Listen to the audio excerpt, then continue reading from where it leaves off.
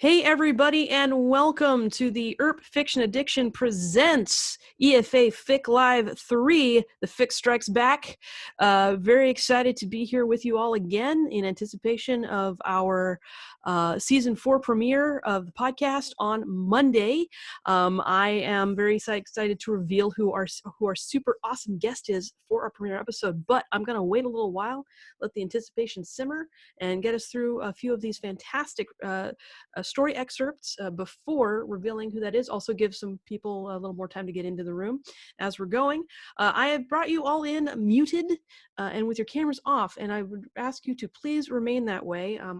It should be that only I can unmute participants at this point, and that is a security measure, and I appreciate you all being understanding in that.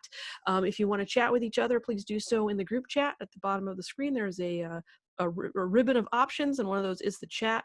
You should be able to talk to each other. Let's see. I am gonna go ahead and get this party going, starting off with our first author this evening, which is the delightful Deputy Dipshit, which is a wonderful alliterative name as well. I'm very proud of that sound coming off of my tongue as I say that name. So Deputy Dipshit, I'm gonna bring you up on screen here. Oops, that's not your actual name, so it helps if I look you up by your actual name. There you are. Okay. Hello and welcome. How are you? I'm good. I'm excited to have you here. Thank you so much for volunteering to join us this evening. Yeah, it's gonna be fun. Yeah, I think so too. In fact, I'm not going to waste any time here. I'm going to go ahead and turn the floor over to you. Welcome, Deputy Dipshit, and I can't wait to hear what you have to read for us. Okay, so a little while ago, I wrote a one-shot that takes place after season 3, but Waverly and Doc have returned, so none of that stuff. I got inspiration from it from a song, an acoustic version of Take On Me. So I'm gonna skip to somewhere towards the end. And yeah, so Waverly might have left the bed minutes before Nicole awoke, but she had just been awake for much longer. She tried to stay and sleep, she really did. The 4 blankets, plus a bonus blanket, combined with the heat radiating from the sleeping form of her girlfriend, was almost enough to pull her back to sleep. Nicole's arms around her proved to combat her anxiety more than any weighted blanket or form of medication could, but Waverly had to clear her mind. She had to be alone and to think, to reflect, and to just be.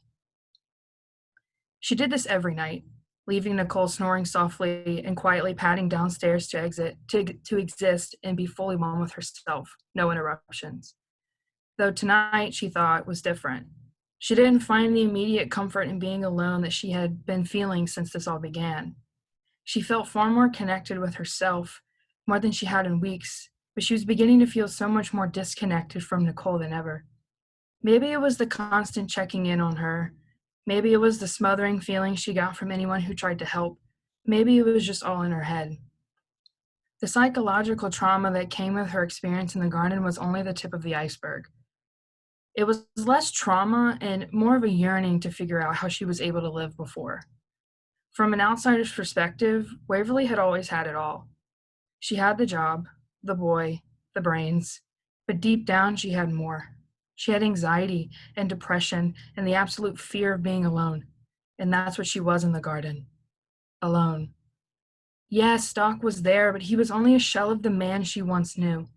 Isolation became her best friend and the only thing she knew, which is why she now found herself struggling to let those who love her, people like her sister and her lover, back in. She felt safe with Winona, the smell of leather and whiskey bringing a strange sense of comfort to her.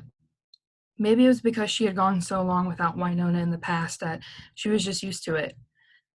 Nicole was a different story, though. Nicole was everything to her. Nicole was her safe place and her closest confidant. So being apart from her for so long seemed to just sever the bond they had. Of course, Waverly knew this wasn't true. It was only hidden. It was buried deep underneath layers of fear and broken promises. It was cloaked in shame and anger. It was hidden so well that Waverly wasn't sure she'd ever be able to find it again. And then she remembered. She remembers the day she met Nicole, the day she realized that maybe, just maybe, the world had bigger plans for her outside of the cookie-cutter relationship she found herself in. She remembers the time spent with Nicole before they got together and the time they were apart. She remembers the way Nicole jumped to protect her after knowing her for only a handful of days, and how the first thing she remembered when she woke up in the hospital after being attacked by Jack was her smile. She remembers their first kiss, their first date, their first fight. And it was that pain, that first fight, that grounded her. It was seeing Nicole on the brink of death, Widow Mercedes' venom coursing through her veins, that brought her back down. It was the mistake she made to save Nicole that reminded her of why she fell in love with her in the first place. So maybe things could go back to normal. Maybe she and Nicole could sit down and talk about their wedding. Maybe she could fix things between them. It was just going to take time. Waverly sipped on her tea and continued staring out the window, the moon casting an angelic glow onto the front yard and street ahead. The dawn of spring was upon them, yet snow continued to fall, temperatures dropping even lower. The house was quiet, save for the radio on the counter. Waverly smiled at the thought of Nicole sleeping soundly upstairs, carrying on with her life as she should despite the added weight she was surely adding. Nicole didn't deserve any of this, Waverly kept thinking. Nicole deserved the world, and Waverly was giving her anything but that currently. Sometimes she would worry about the poorly attempted proposal just before she got taken into the garden, and how Nicole didn't say yes. She didn't say no either, but she didn't say yes. Waverly sighed and pinched the bridge of her nose. She had run into a bad habit of talking herself in circles about pointless things that didn't really matter at the current moment, but this wasn't just nothing. This was everything to Waverly. It was her future, her happiness. So remembering the look on Nicole's face when she slipped Julian's ring onto her finger broke her heart. Because now that she'd been gone for months and had fallen into this state of nothingness, Waverly feared she might be losing Nicole for good. That she was losing Nicole for good. She began pushing herself as hard as she could to fix things, to bring everything back to how it was before. It might not have been noticeable to Winona or Nicole, but it was to Waverly. Her progress might not have been as prominent as Doc's was, but it was there. So she was going to use it to her advantage to take Nicole by surprise. She was ready to let her back in. She was ready to fall back into that stereotypical lifestyle they had before, where Nicole would come home and be met at the door by Waverly, where Waverly would take her coat and hang it up, greeting Nicole with kisses and other gentle gestures to help her relax. She was ready to play housewife, as Winona had put it, despite Waverly's eye roll and grown-up disapproval. She wanted to marry Nicole, and she knew Nicole wanted to marry her.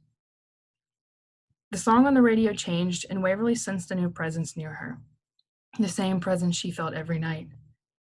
She knew Nicole had been sneaking downstairs to check on her, knew the redhead had come down every single night since her dramatic return. Waverly didn't mind it, really. She felt it to be one of the only ways she could be close to Nicole without feeling smothered by her at the same time. Smothered wasn't the right word to use, but Waverly didn't know how else to put it simply. It went far beyond someone trying to take care of her every need, even when it wasn't necessary. It was more than just a constant stream of questions she was always being asked. Nicole's like a watchdog, and Waverly knew it went deeper than her officer instincts. Waverly also knew her older sister had something to do with it. She wasn't sure when, but it was clear as day that Winona had instilled some sort of fear into Nicole about Waverly. "Keep her safe or I'll have your head on a pike," she could hear Winona say. Or maybe it was something like, if something happens to her, it's your ass. Or maybe she just told her to stay, Waverly whispered inside. Maybe she had to convince her that I'm still me. The room fell quiet again as the song on the radio faded out, and Waverly let a quiet sigh escape her mouth again. No. The faint sound of Nicole's voice found Waverly's ears at a volume so low that the brunette was nearly convinced she was hearing things. "Nicole," Waverly called out, her back still facing the living room. When no reply came, she set her cup in the sink and called out again, "Nicole, I know you're there. You don't have to hide. There came no response from the redhead, but Waverly heard quiet shuffling behind her. Nicole's socked feet fell almost silent on the hardwood floor. Waverly sucked in a quiet, sharp breath and braced herself against the counter, gripping the edge until her knuckles turned white. She took a deep breath and exhaled through her nose in an attempt to calm the unnecessary nerves she suddenly felt in the pit of her stomach. Looking up from her hands, Waverly's eyes caught Nicole's reflection in the window, her face full of sleep and her now long and messy hair pulled into a bun. Waverly slowly turned around, her eyes falling to the floor immediately. She couldn't bear to look at Nicole, couldn't bear revealing her vulnerable self to her girlfriend in that moment. She knew she was overreacting at this point and that she was going to have to talk about it, but now just wasn't the time. Standing in their kitchen at 3 a.m. with old classics from the 80s playing on the radio was not the right time.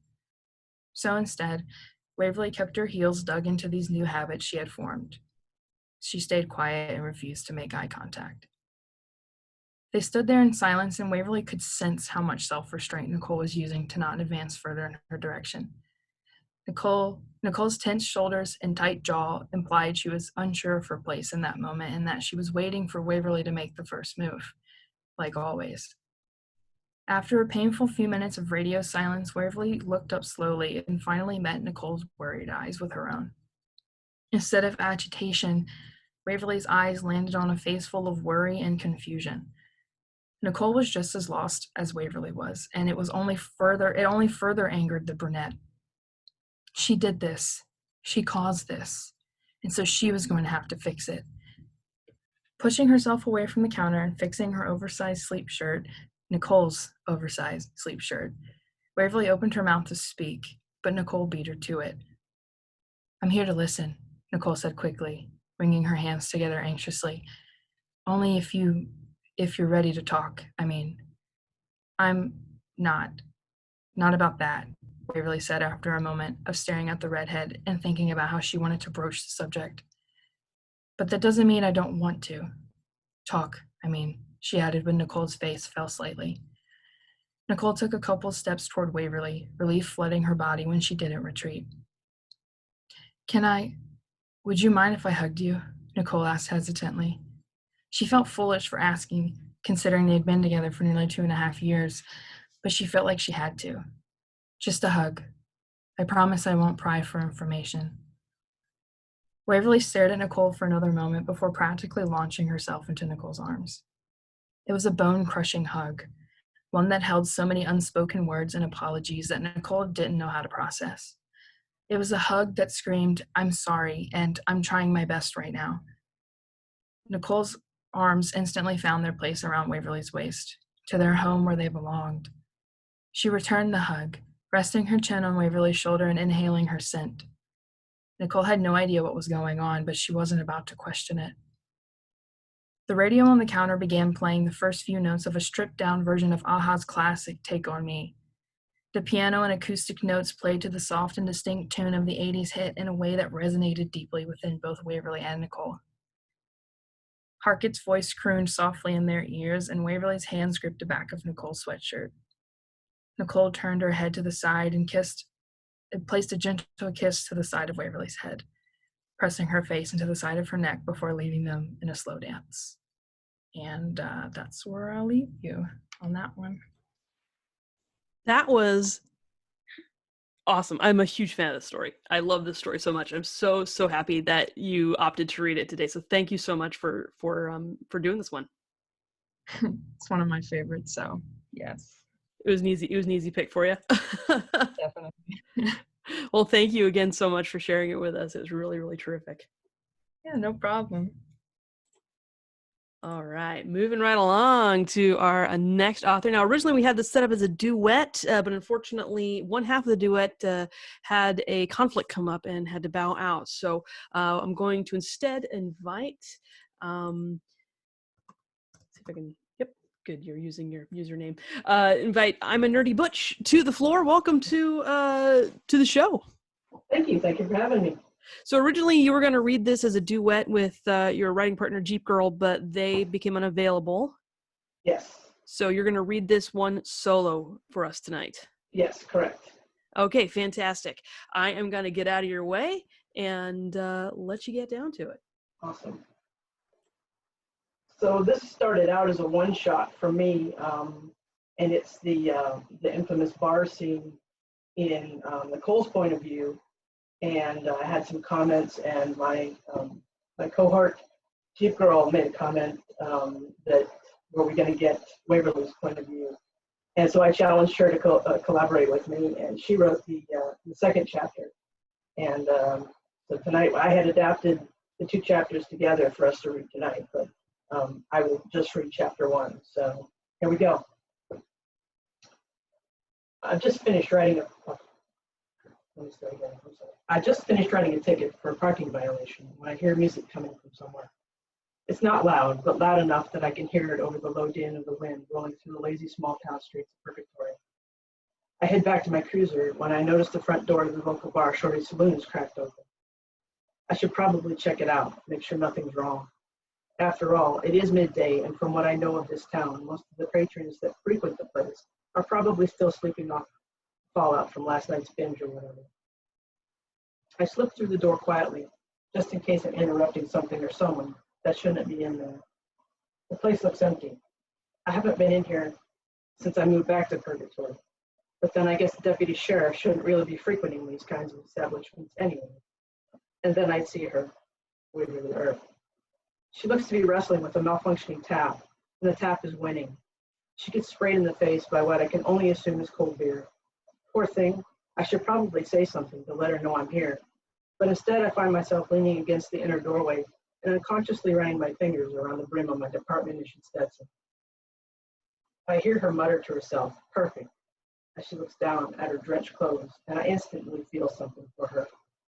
At first it's empathy, but then there's something else, something in my gut, and maybe even a little lower, that compels me to stay. She still hasn't discovered me standing here looking all cool, so I decide I better say something. I didn't know Shorty's had wet t-shirt competitions. She's startled by my voice, but not scared startled, more like slightly embarrassed startled, as she tosses the wet rag in her hands down on the bar top. I chuckle and ask, "You okay?" She smiles and reaches for a dry towel. "Yeah, I just a bit jumpy, had a crazy night," she tells me as she visibly pats at her wet clothes with a dry towel. I'm taken by how pretty she is, and I somehow manage to move down the step and slide my Stetson onto the bar without ever taking my eyes off of her. "I'm sorry I wasn't here to see that," I say. When she doesn't reply, I continue. "I've been meaning to introduce myself." I extend my hand, such a patriarchal thing to do, I know. I chalk it up to working around men all day, not that there's anything wrong with that. She does her best to dry her hand before accepting mine, and as we touch, I feel a spark. I tell her, "I'm Nicole Hot." Her hand is soft and warm and still a little damp, and I instantly don't want to let go of it. Our eyes lock, and she does a cute little tilt of her head. Her eyes sparkle for a second, and she flashes a warm smile and says, "Hi," in such a small voice that I can barely hear it. With our eyes still locked and her soft hand still in mine, I say, "And you are Waverly Earp." Her name rolls around in my head like a soft, warm breeze, and I feel myself getting lost in her eyes. She drops my hand and nods a yes. She looks away for an instant, but then meets my gaze again. That smile and those eyes are about to end me. Don't get distracted. I keep going. Quite a popular girl around here. She doesn't seem to wonder how I know her name. If she'd asked, I would have told her that I'd overheard my boss, Sheriff Randy Nedley, and his daughter, Chrissy Nedley, talking about her and her family back at the sheriff's station. But that doesn't seem to cross her mind. Instead, in response, she bounces a cute little bounce and does the cute little head tilt again and says, "Oh, you know, it's all in the smile and wave," while literally smiling and waving. And that's when I notice she has dimples too. Could she be more adorable? I think I hear a thud, but it's just my heart falling out of my chest. There's awkward silence. Say something, anything. Can I get a cappuccino to go? I hope she'll think that's why I'm still here, instead of the real reason, that I simply cannot take my eyes off of her now.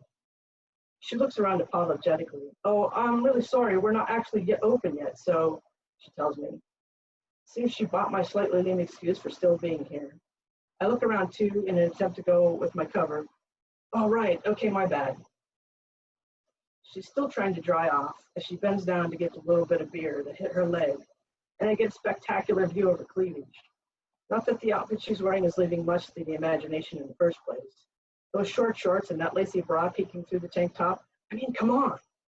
But she is the barmaid, and this is an old school patriarchal kind of town, so it's not that unusual.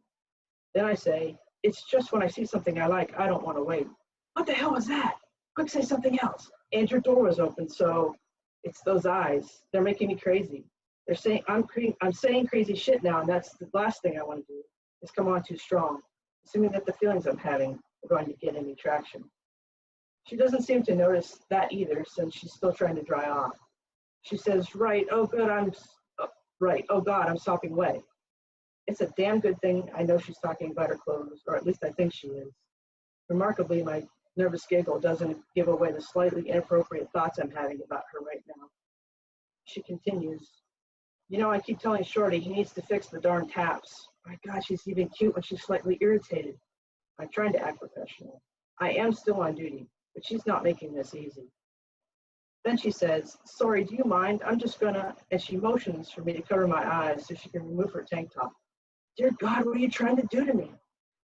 Of course I do the gentlewomanly thing and oblige her by turning around and facing away to give her privacy. This is the first moment I haven't been looking at her since I walked in, and I find myself missing that smile and those eyes and that hair. What are you doing? We've only just met. You don't even know her. It doesn't matter, because I'm only deprived of her for a second before she whispers, oh crap, then calls out, officer, I'm stuck. She called me officer. I suddenly want to hear her say that again and again in a much more intimate setting than this. Stay focused. I turn around to see her arms in the air, her top halfway off and tangled in her hair. Is it bad that I just want to wrap my arms around her and tell her it's okay? I jump up and go to her on the other side of the bar and I say, oh, here, let me help you with that. Then I tell her, I got you, as I free her from the tangled mess and accidentally get a sniff of her coconut-scented hair. My mouth waters, but I maintain my composure. Once she's free, she smiles and nervously says, oh God, good job you're not some guy, or this would be really, really awkward. Her voice gets slightly higher pitched than the second really. I'm standing so close enough to feel the warmth from her, and our eyes lock again as modesty clouds her mind and she covers herself up with the now free tank top. We share an uncomfortable silence before she says, I owe you one. I want to tell her how good she smells and how cute she is, but instead I decide to turn up the charm and take her up on the offer. All right, well then how about you buy me that cup of coffee? How about tonight? I say, even though coffee is now the furthest thing from my mind. And if she says yes, then what? She's uneasy standing this close to me. She tells me, oh, I can't. I softly ask, no? No, she says, still clutching her wet tank top to her chest like a safety blanket. I mean, I'd like to, but I have plans. She's clearly rattled. Did I do that to you? Good, then I'd say we're even. She anxiously continues. Yeah, I'm a planner, like to know what I'm doing at least 2 or 3 days in advance. I just nod and slowly lick my lips, more out of nerves than anything else. She could be talking about anything right about now, and I'd have no clue. I'm just lost in those eyes and that hair and that body. Focus, damn it.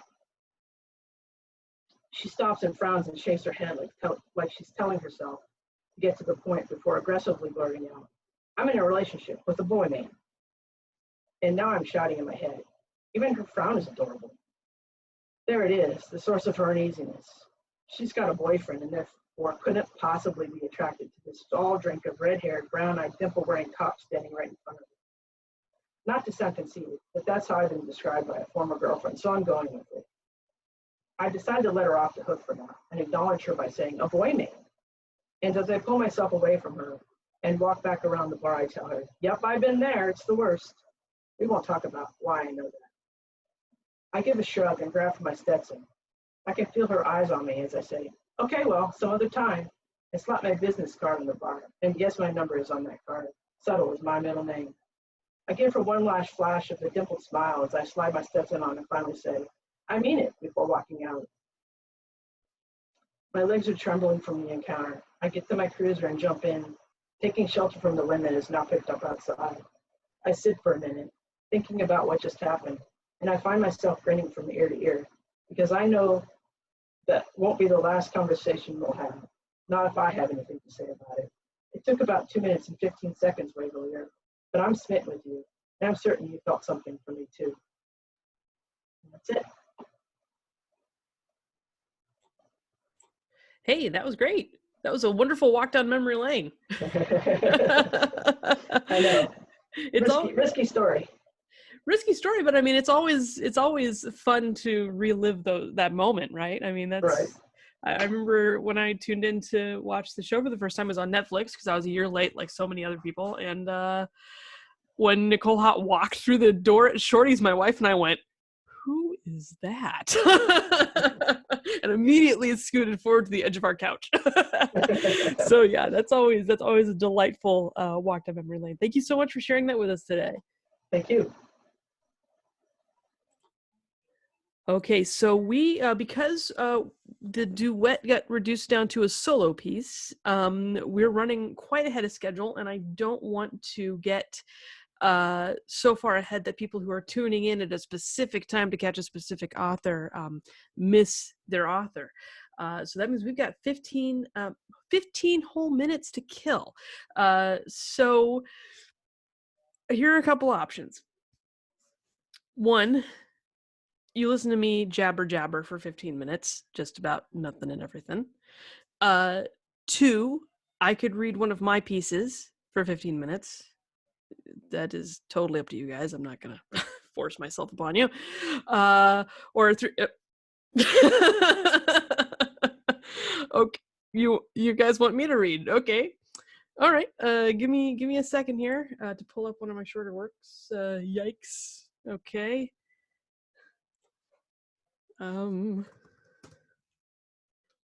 Okay, yes. Hold on, guys. I'm bringing it up. 1 second here.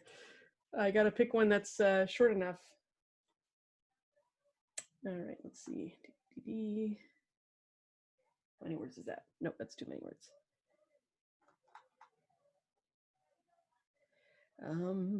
That's too few words. That's possibility. I'm literally just scrolling through and looking at word counts for the stuff that I've written here.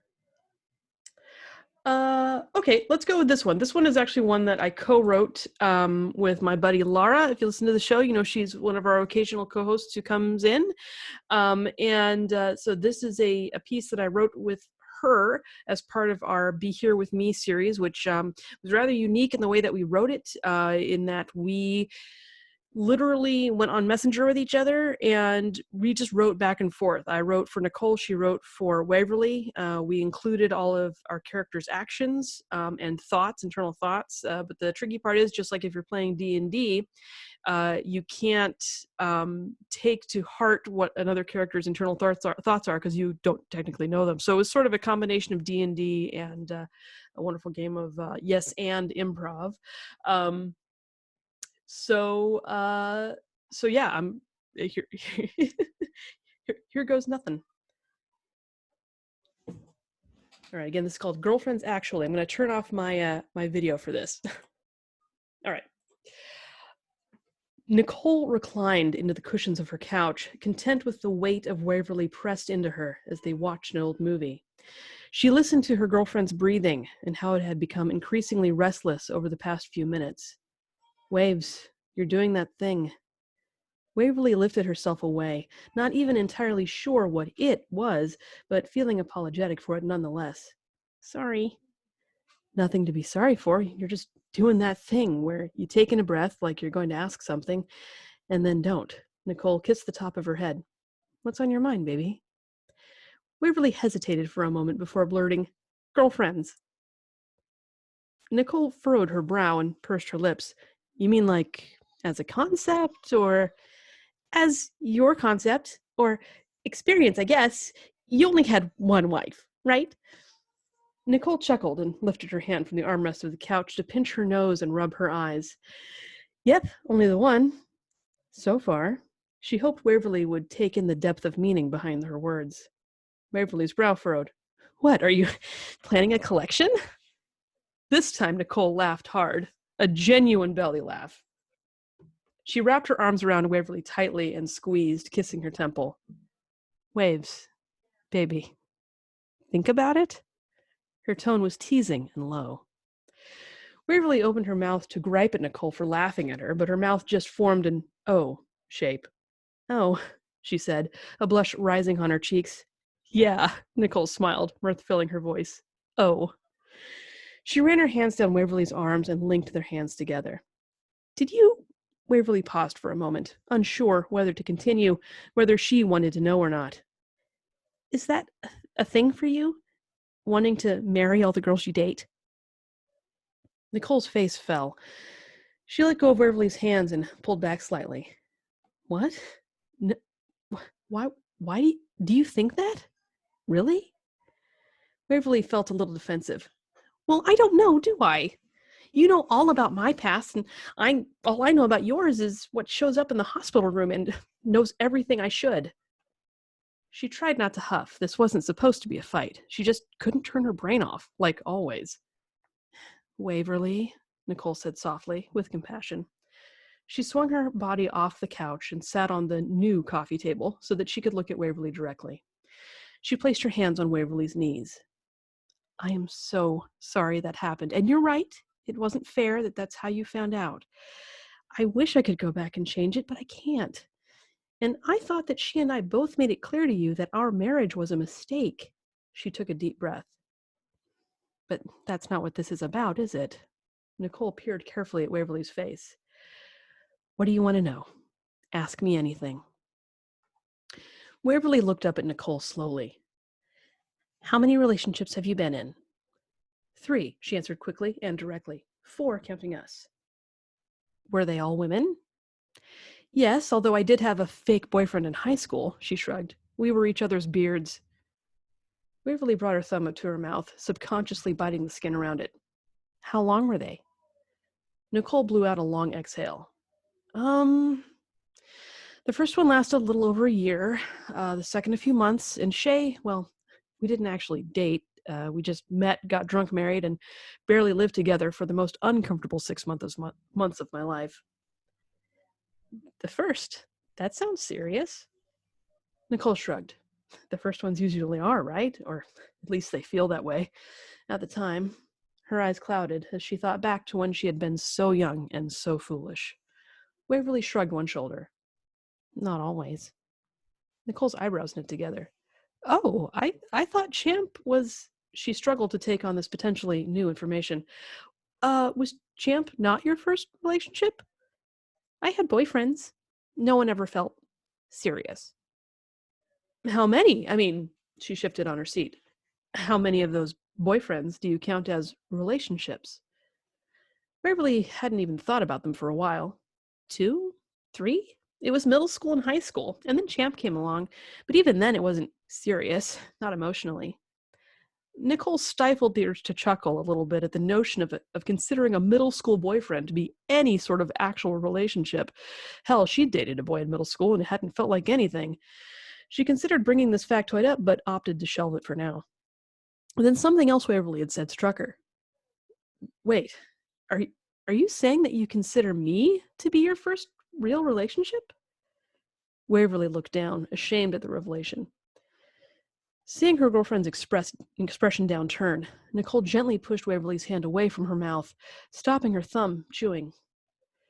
She cradled Waverly's cheek in her palm.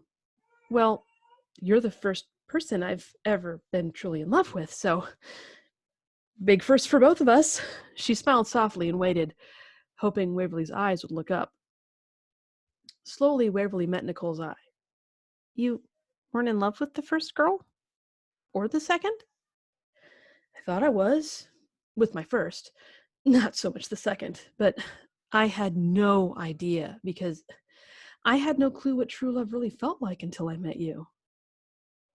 You are a revelation in my life, and I worry that I'm just another experience. You've had so many pretty girls, smart ones too, who've actually left the town they grew up in and don't come with a side of curse. Despite her better efforts, Nicole let out a small, exasperated sigh. Okay, well, now you've hurt my feelings, little wave. So I have a history. So what? I'm here now. I meant what I said. As long as you want me, I will be right here by your side. Nicole huffed and chewed her lip a moment. Wave, you're the only woman I have ever been with who I want to roll over in bed when I'm 80 and still see next to me. I've never fantasized a future like that with anyone, ever. You're it for me, Waverly. If I'm annoying you, I can just leave. Whoa, barked Nicole. You're not annoying me. I'm trying to understand. She stopped and tried again. I'm not going anywhere. And I'm trying to understand your insecurity, but it's hard for me because I don't have it. She wiped her face with her hand and licked her lips. I'm not worried about your boyfriends. Jealous, yeah, because they knew you intimately before me, and I'm jealous of that, but she swallowed and took another breath. Help me understand, Wave, because I will do anything for you to help you lose this fear. Waverly stood up and moved behind the couch to face. It's you. She grew frustrated at herself. I just want to know that I live up. When you think about all those other girls, women, that it's just a memory and not a wish, because they probably all knew what they were doing, being with a woman and being with a woman, and I'm just me. Nicole resisted the urge to also stand, knowing only too well her height could be viewed as an intimidation factor. Instead, she stayed small, seated on the coffee table, but sat back, opening her posture, trying to convey physically that she was an open book. Wave, clearly I have some making up to do, because if I haven't made it clear that you're the best lover I've ever had, I've been failing you. You say it, Nicole. She paused to meet Nicole's eye. But how can that be true? Because it is. I don't know how else to say it. It's the truth. Your body, your soul, you speak to me in ways no other woman ever has or ever could. You know me, Waverly. You know me so deep. Your touch sings to me, and I have no choice but to answer the call. Halfway through her impassioned speech, Nicole had stood and walked around to Waverly, stepping into her space and reaching up, caressing her arms, and sliding her hands through her hips, drawing their bodies together. Waverly let herself be pulled in, resting her head on Nicole's chest. I think it just scares me sometimes that I just can't believe someone could feel the way about me that I feel about you. Then I just have to spend every day of the rest of our lives proving it to you. Waverly's eyes welled up, but she blinked them away. I love you, Nicole. If it were possible, Nicole's gaze softened even more. She looked down into Waverly's eyes, a soft smile gracing her face. I love you too, Waves, she breathed. To the depth of my soul, forever. Nicole lifted a hand beneath Waverly's chin and tilted her face upward, leaning down and pressing a soft kiss to her lips. Waverly lifted herself up on her tiptoes to close it assuredly. She pulled away and swiped at her eyes. Have I ruined our Friday night enough now? Nicole laughed lightly, wiping away a few trailing tears from Waverly's cheek with the pat of her thumb. Baby, you didn't ruin anything. Except the movie. She looked over at the television screen, credits playing. You know the cool thing about movies these days? Nicole smirked playfully. They have this nifty thing where you can watch them over and over again, or start from whatever scene you want. I think they call them Blu-rays or something? She cocked her head to the side, further emphasizing that she was teasing. Waverly smiled wryly. Hey, don't blame me. We didn't even get DVDs in Purgatory until I was in high school. Nicole exhaled a soft chuckle and kissed Waverly's forehead. Hey, she said gently. We okay? Waverly leaned up to peck Nicole's lips. Better than okay. Okay never covers time I spend with you. Grinning so hugely her dimples shone, Nicole replied, I feel the same thing, baby. She kissed Waverly deeply then, pulling her body tight to her own, relishing in the contact. Waverly smiled against Nicole's lips. And there isn't a word to describe how wonderful kissing you is. We'll have to make one up then, said Nicole, a subtle husk in her voice. You're the expert in languages. I'm sure you could come up with something. Waverly looked off thoughtfully. Well, there's lots of words that don't have a direct translation, but describe an emotional reaction or situation. I could make a list. She went off to pick up a notebook on the coffee table and started scribbling things down. Nicole couldn't help the look of exasperation combined with complete adoration that washed over her face. She let out a quiet sigh and shook her head, walking up behind Waverly and wrapping her arms around her waist. Waves, she breathed in her ear, letting the tone of her voice carry a very specific weight of meaning. Waverly's breath hitched. Yes?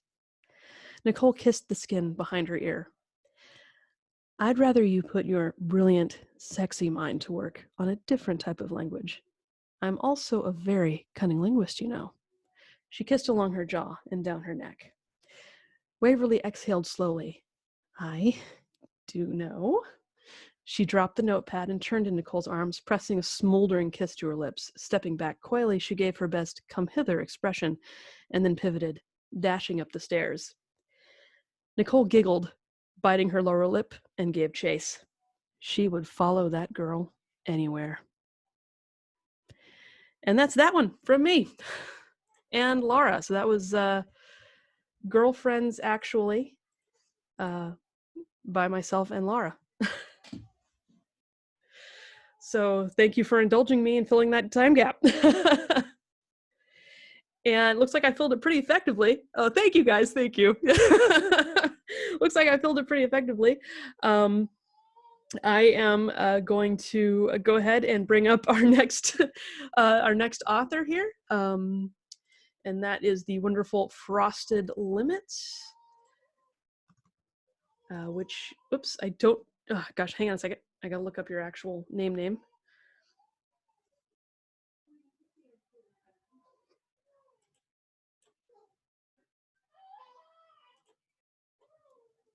Poor planning on my part here. I closed the Google sheet that have everybody's name in it.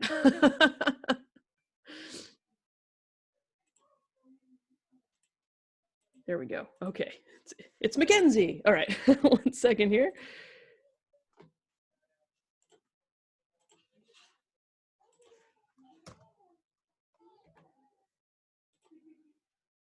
Oh, come on, unmute.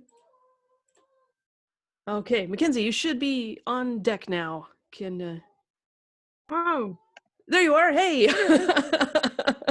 Sorry. here I am. Yeah, I foolishly closed the window that had my cheat sheet. No, it's okay. It'd work out really well if I didn't go by like 3 different names. So Yeah, it's not necessarily your fault. No worries. Well, thank you for doing this for us this evening. I really appreciate it. Yes, absolutely. Thank you for putting it on. So yeah, you bet. Okay, well, listen, I'm going to step away from the mic, hands in the air. The floor is all yours. awesome. So I'm just gonna start going. This is my current work in progress fic. So funnily enough, I just finished typing this chapter earlier, so it'll be a good time for everyone. Nicole let the weights gently land back in place on the rack, the clack as it settled like the underlying soundtrack to Nicole's routine. Ever since Nedley had talked to her about promoting to sheriff in the coming year, Nicole had been spending all of her time preparing, working to start an initiative at the high school for recruitment and normalizing the presence of police once it was back in session, as well as trying to figure out some recent cases of breaking and entering and theft that had been happening around town. Most recently, she had taken up spending any extra time at the gym that she could, pushing herself to be at her peak constantly. She wiped down the bench she had just been on, rolling her eyes slightly at the York boys across the room, being obnoxiously loud while they lifted. Nicole took a swig of her water and headed towards the large back room that was used for gymnastics. Most of the room was filled with things for the kids who took classes there, but there was a set of uneven bars that Nicole liked to use. She had done gymnastics throughout high school, and for a while she was getting her bachelor's degree. It was one of the ways she trained to be fit enough for the academy. She slid her hands onto her grips, powdering them in the bucket next to her. She looked over at the group of little kids following Stephanie's instructions as she led the Saturday morning class. Nicole smiled at the little ones running around, only partially giving her their attention. The redhead shook out her arms, jumping up to the low bar and testing her swing. She quickly fell into a rhythm, letting herself swing around the bars, setting up her jumps back and forth between them. She enjoyed the burn in her shoulders and the focus it took as she hit the highest points, rotating 180 degrees to position herself for the next jump. She continued like this for a few minutes before easing herself into a dismount, and she shook out her arms, sliding her grips from her hands to brush back the few strands of her hair that had escaped from her short ponytail. Nicole turned around, seeing a little boy no older than 4 staring up at her. He was hidden slightly between the mats next to the bars. She smiled, taking in his short, wavy, light brunette hair and bright blue eyes. She walked over to the chalk bucket near him, fiddling with her grips. "How do you spin like that?" a small voice sounded from next to her. Nicole turned towards the boy. You know how you swing on a swing set?" He nodded, still tucked away between the mats. She smiled. I pump my legs really strong like that and swing all the way around. He smiled. I want to learn how.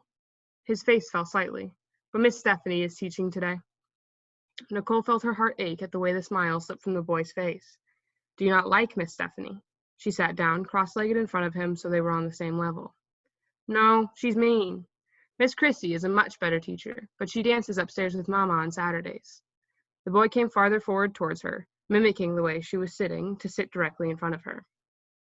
Nicole nodded, knowing the upstairs area above the gym held a dance studio. She looked at the little boy before glancing at the clock on the wall. Well, I can help teach you if you want. Nicole had always enjoyed kids, and something about this little boy had her heart immediately. The way his face brightened up, you would have thought Nicole had offered him a swimming pool of ice cream. Will you? Yeah. Nicole held her hand out, pulling the little boy to stand as she stood herself.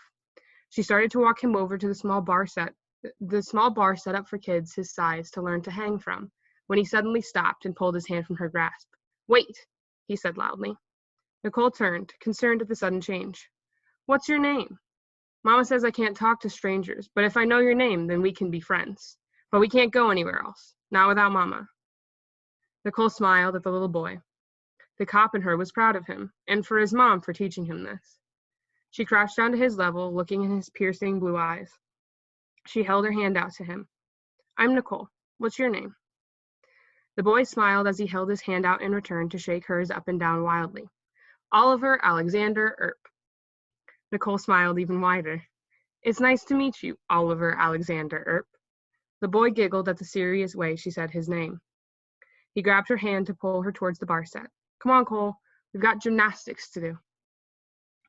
It became their routine. Every Saturday after her workout, Nicole would go back to the gymnastics section to teach Ollie on the bars. He got better and better at hanging on, eventually being able to swing pretty far back and forth all on his own. When they started, he struggled just to hold on to the bar. It quickly morphed into a game for them. Ollie would hold on to Nicole's wrist as she linked her hands and raised her arms up and down. It made the boy giggle to no end, but it was easier for him to hold on to her wrists than it was to hold on to the bar. It also led to Nicole calling Ollie Monkey more often than not, as he would take any opportunity to climb or hang on her. After the first few weeks, Nicole started to help him fully rotate around the bar. He could get pretty high on either side, just past horizontal to the ground, but couldn't make it all the way over. Nicole remembered the first time he got parallel. His hands slipped and he belly flopped onto the mat below him. Ollie's eyes widened in surprise, and Nicole couldn't help the small laugh that left her lips. He looked up at her, eyes starting to tear up, and his mouth turning into a wobbly frown. Nicole immediately schooled her expression, going to his side on the mat and pulling him upright in front of her as she sat down. Hey, monkey, she started, her voice soft as she wiped away one of the tears that had fallen from his eyes. It's okay. Everyone falls, and sometimes it hurts, so it's okay to cry too if you want to. The boy sniffled. I know I fall all the time, Nicole said, watching as the boy looked at her in shock. You fall? He asked, his face already brighter from a moment ago. All the time. One time, I fell off the bars and landed right on my belly, just like you did. Made a huge sound when I hit it. Like belly flop at the pool loud? He asked, giggling. Louder. Nicole smiled as the boy's happy demeanor returned. Ollie laughed, throwing his arms around Nicole's neck and hugging her. The redhead was shocked since he had never done that before, but accepted the hug easily. Now, at the end of summer, with months of working together every Saturday, Ollie was doing amazing with it, even working to be able to change the direction he was swinging by having Nicole help him stay in a handstand on top of the bar while he switched the placement of his hands. This also led to helping him learn to twist, which he loved because it was mostly Nicole tossing him in the air while he spun around before she caught him again. As Nicole was leaving their most recent session, Ollie stopped her. I gotta tell you about preschool next weekend. Nicole smiled down at him, laughing at his outburst. Can't wait, monkey. I'll see you then.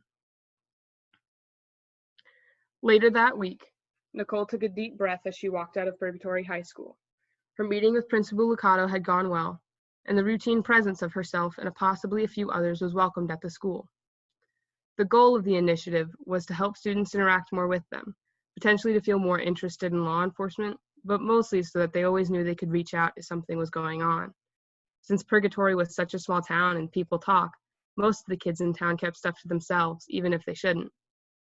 Nicole was secretly hoping that some of the kids could give her some insight into the B&E cases she had been working on for months. She hadn't been able to gain any headway. They just kept happening. Nicole was by her cruiser just outside the front of the school, talking over some details with Nedley, who had met up with her as he was returning from running the speed trap at the town limits.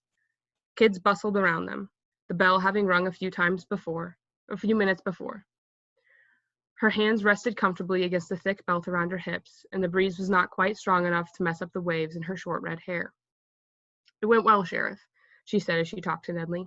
"Mikado seems on board with everything we talked about, so I'll be back here on Thursday to start up the routine shifts." "Good job, Hot.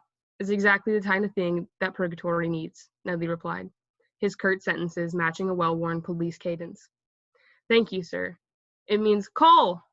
Nicole was cut off and turned to see Ollie let go of the hand of a beautiful brunette as he dropped his backpack to the ground. She smiled as the little boy ran towards her, already bracing her arms as he jumped into them, and she tossed him into the air. 2 full spins, and then he landed safely back in her hands.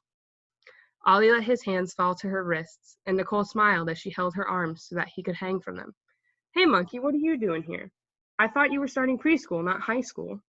Ollie giggled. "I'm only 4, Cole. Mama works Oliver Alexander Earp," a stern voice called out as the brunette Ollie had been holding the hand of half ran, half marched towards them. Nicole set the boy down, realizing that this was a very, very pissed off mom. "And a very beautiful mom," her mind interjected. "You can't just run off like that. What are you doing?" The woman picked him up quickly, setting him on her hip and looking curiously at Nicole. "It's Cole, Mama, my friend from gymnastics," Ollie interjected, like it was the simplest explanation in the world. Nicole looked at her son, her brow furrowed. After a very pregnant pause, suddenly her hazel eyes widened as she turned to Nicole. "Oh, wow, I must be some kind of oblivious. I thought he was talking about another kid in his class this whole time." Nicole laughed, her dimple shining through as she let herself lean into her cop confidence, as she was always a bit nervous around pretty girls.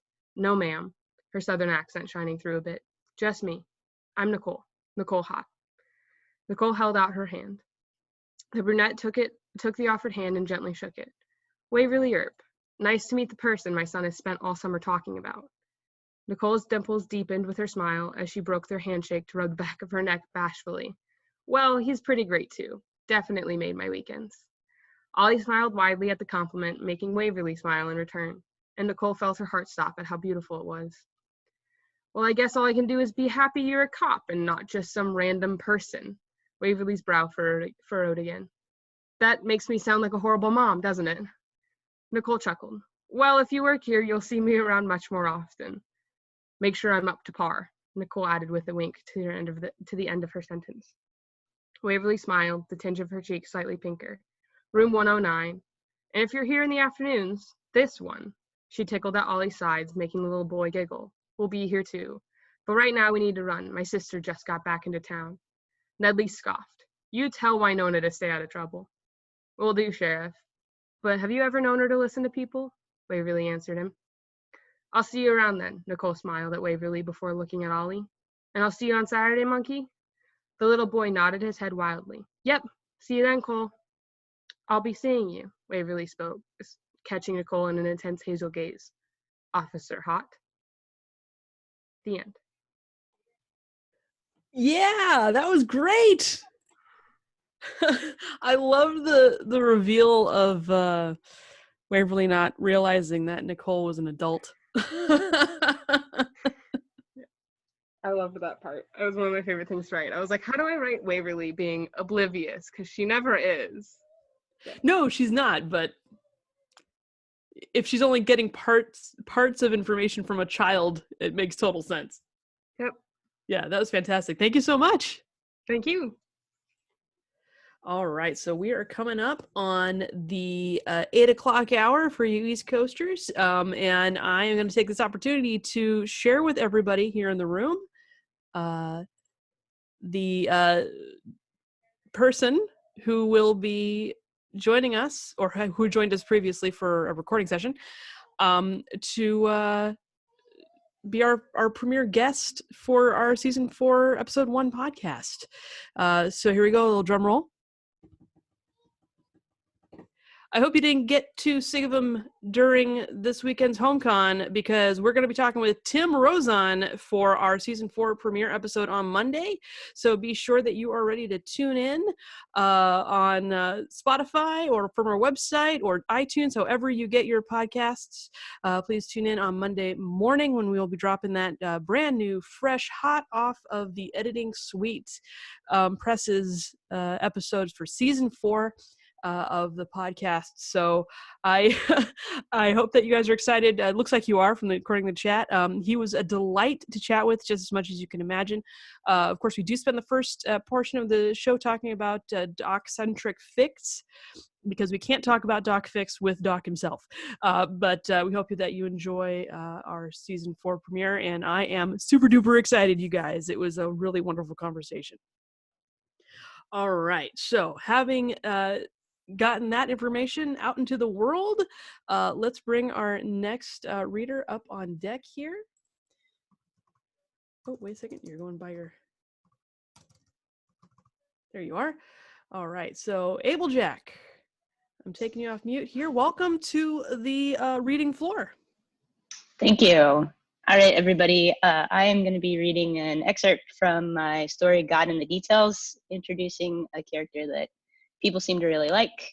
I personally am having a great day. I took over a command of a United States Coast Guard cutter. So even if this ends up being a little bit of public humiliation, I think it's going to be okay. All right, here we go. Nicole is on patrol the first time she sees the farm, or she's on the aimless driving that Nedley has informed her is patrolling. Back in the city, she'd followed grids and schedules and specific patterns. The only thing she has as a deputy is a vague lodestone that pulls her in unexplained directions. It regularly pulls her past the Nash farm, always for nothing. It's a mean, tangled parcel of land on 9th Concession that shows no signs of life. There are barely even human tracks in the snow. That is, until spring melt brings a passel of cows to one of the muddy pastures. Nicole eyeballs the accommodations in the pasture and drives off. Sheriff, there are cows in the Nash's upper pasture. Very pregnant cows. Nedley sighs at his paperwork, but he does gesture her into his office proper. She invites her own self into a chair. They do it every year, and before you start preaching at me, I've tried it all before, Hot. Animal agriculture is immune from provincial anti-cruelty laws, as well as duty of care laws. I did 4-H, sir. Well, you're Canadian, ain't ya? He shoots back gruffly. She crosses her arms. That pasture obviously doesn't have drainage. Every one of those ladies is going to get foot rot. And God knows if the Nashes are going to deworm and inoculate them. It's not just anti-cruelty, sir. If they intend to sell the milk, then it's public health. Nedley sighs at her. Look, Hot, I freely admit that the Nash brothers don't have an extra ounce of caring across their collective souls, but they know how to ride the line. They'll inoculate the cows, and they'll spread enough straw to prevent foot rot, okay? Now Nicole sighs. It's not okay, but it's also simply what it is. At the end of the day, Nicole believes in the rule of law, and the Nash brothers aren't breaking it. Yeah, she says, climbing out of the chair. You want the door closed behind me? Nicole, Nedley cautions, instead of answering, just, you might want to avoid their farm until later in the summer, okay? Okay, she says. An honest and might actually exist God, she intended to heed the advice. She doesn't sense the hole in the middle of Nedley's words. It simply does not occur to her. She manages 6 weeks before breaking, doing a slow roll by, blowing out a relieved breath when she sees the pasture is empty. No, correction. The upper pasture is empty. The lower pasture is not. She really and truly thinks about just driving away. It's not illegal. It's none of her business. She presses the accelerator, then slams the brakes so hard the seatbelt lock clicks. Fuck, she bangs the steering wheel with the flat of her hand. Fuck. She yanks the door open, vaults the pasture fence, and immediately regrets this choice. The softness underfoot is not just mud. It's rotted straw and manure, macerated into a fetid liquid sludge. The bullock calf she'd seen from the car is laying in the mess at full stretch, tongue lolling out. Nicole thinks maybe he's dead, but his liquid brown eyes roll towards her approach. Hey, little guy, she coos, kneeling beside him. He raises his head and tries to lick her.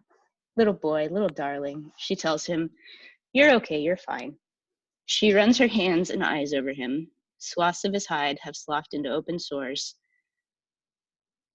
and the ground beyond his hind end is slick with blood. He's covered in flies, and his ribs stick through dusty fur. Nicole rubs his head and fondles his ears, stroking him until he waffles and lays his head back into the stinking muck. Nicole makes a noise she hadn't meant to and yanks her shirt over her head, folding it up and laying it under the calf's head. He makes weak noises at the movement, and she mutters apologies into his twitching ear. He closes his eyes. She unlocks the rifle from the cruiser's safety rack. She stands over him as she says, please, please, like a prayer, and pulls the trigger. The calf jerks, his eyes spasming wide. Nicole shivers in the heat and breathes hard through her teeth. She breathes like that for a long time, until she can unclench her hands from the rifle and turn away, and shit, there's another calf. She frowns at it.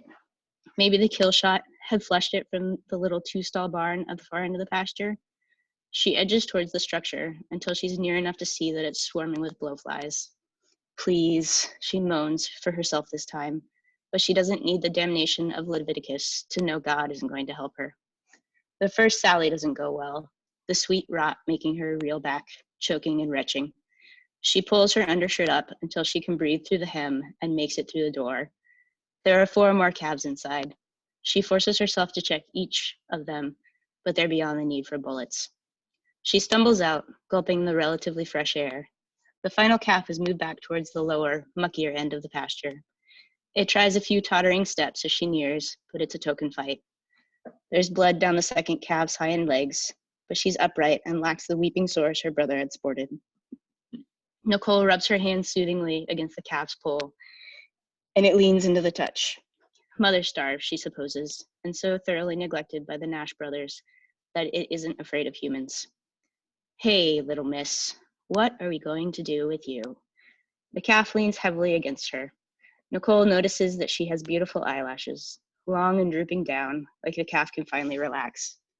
Shit, Nicole mumbles, easing the calf back. Its eyes shoot open and she bawls with a wide open mouth. I can't, little girl. There are laws. There are so many, many laws. The calf blinks at her, a single slow sweep of her lashes before lowering her head between her feet. She makes a tiny bleeding noise. Fuck, Nicole sighs. She starts to key the mic, but thinks better of it and pulls her phone out of her pocket. Public record and all. Yeah, Lonnie, it's Nicole. Listen, I need a favor, a big favor. I need the transport van and some rope, maybe? And that big tart from the back shed. And wait, have you got a pen? Nicole spends 40 minutes pacing, eyeing the house for sudden gnashes and working herself into a fine state. She sweats through her undershirt before collapsing down, leaning back against the lower bar of the pasture fencing. The heifer calf shoves her head through the rails, gently lipping at her hair. I am not your mama, Nicole tells her. The calf snorts warm calf breath into her hair. Lonnie pulls the transport van into the road siding and stares at her with clear disapproval. She smiles up at him weakly. I have no idea where to even start, she says, possibly one of the most honest things she's ever said. Where is your shirt, Hot? My shirt? Yes, Lonnie says with a vast and obvious reserve of calm. I am assuming you don't want your properly name-tagged uniform blouse to be left behind, whatever is happening here. Oh, yeah, good point. She gestures vaguely into the pasture. To his credit, Lonnie only stares at her for a few deep seconds before breaking. He clambers over the rail with country kid ease and a pair of muck boots Nicole would frankly kill a stranger for. He brings her shirt back, using 2 outstretched fingers, and drops it over the top rail next to her. Thanks, she says, enduring more lipping. Nicole, are we stealing this calf? He finally asks. No, we are taking a material witness into protective custody and relocating her to a safe house. Yeah, Lonnie says, squatting down by the calf, running his hands with gentle expertise down her body. She looks at him with a startled suspicion. Tell that to the calf, Lonnie says, hoisting. The scene explodes. Later, Nicole will decide that the level of both volume and thrashing that occurs is exactly like the time she dislocated her ankle. The bruise will show for weeks, but the moment of acquisition is something her brain simply chooses not to remember. Though it does serve as final proof that the Nash brothers aren't on the property. No living creature could overlook that amount of swearing and screaming. She comes back to herself while crouching in the back of the transport van, holding a makeshift halter as she and the calf both slide across the tarp during each turn. The calf has her eyes screwed closed, with those astonishing eyelashes fanned out perfectly, and her mouth stretched into one long and calamitous wail of protest. Nicole has decided to name her Daisy. Daisy cuts the noise the instant Lonnie cuts the engine, and Nicole nearly cries. They both blink as the rear doors are yanked open. Jesus, I couldn't even hear myself think, and I was in the cab. How was it back here? What? Nicole asks. Lonnie just sighs, or at least his shoulders move in a sighing movement. He nudges Nicole aside and hoists Daisy out. Once on terra firma, the calf ducks her head, nibbling a dandelion. Nicole frowns down at her. Should she have named her Dandelion? Dandy? Nicole breaks her contemplation. I am leaving. I am afraid of Winona, and also you smell worse than a shithouse rat. Nicole can't really argue with that. She watches the transport van leave and looks glumly down at Daisy. She doesn't have a key for the paddock. She's going to have to boost Daisy over the rail, and she's going to have to do it herself. She's taller than most women, and she's got more muscle, but Daisy at maybe 6 weeks is already close to 70 kilograms. Well, nothing for it but to try. There's a lot of groaning and some deep lesbian grunting she kind of wishes Waverly could have witnessed, but she gets the calf off the ground. Nicole is starting to think she'll get away with everything, that she'll be able to treat the calf's arrival as some sort of spontaneous miracle when a delicate throat clears itself behind her.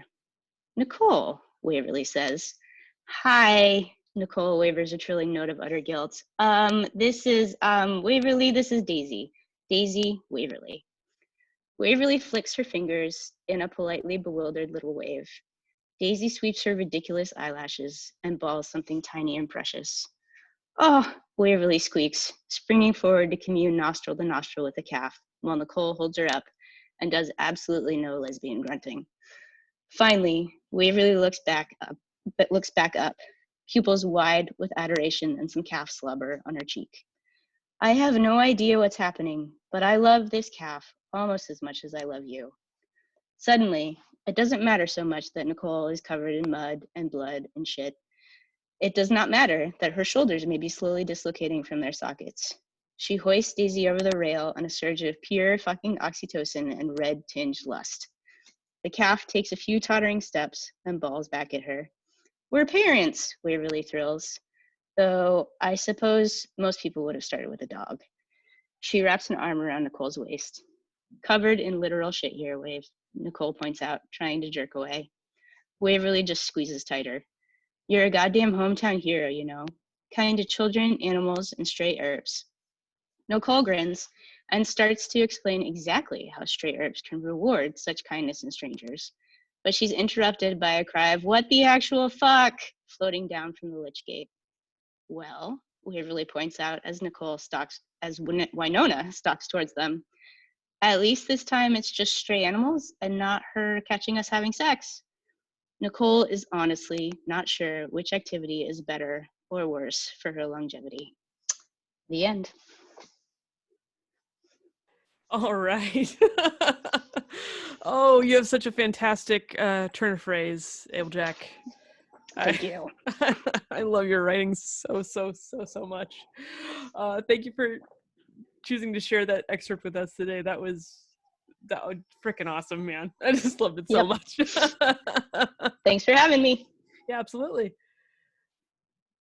Okay, so coming up next for this evening's reading is the author Tacos Are Tasty 33, and I am very excited to bring them to the floor. Let me just, yep, okay, good. There we go. Sorry, for some reason there was a delay in the unmute. All good. So, gosh, this has been quite a popular story of yours. Glad to see you back to the old writing game when you came back to the board. Now, you have actually made writing a sort of a career now. I have, yes, I've moved into the land of screenwriting, but yeah, I've been meaning to make it back to fanfic because it's like my roots, wanted to get back to fanfic, so this was the perfect opportunity to come back. So. Oh, fantastic. Well, we're thrilled to have you. I'm going to shoot the breeze with you for a couple of minutes because we're running a little bit fast, if that's okay. Let's do it. So how has screenwriting been treating you?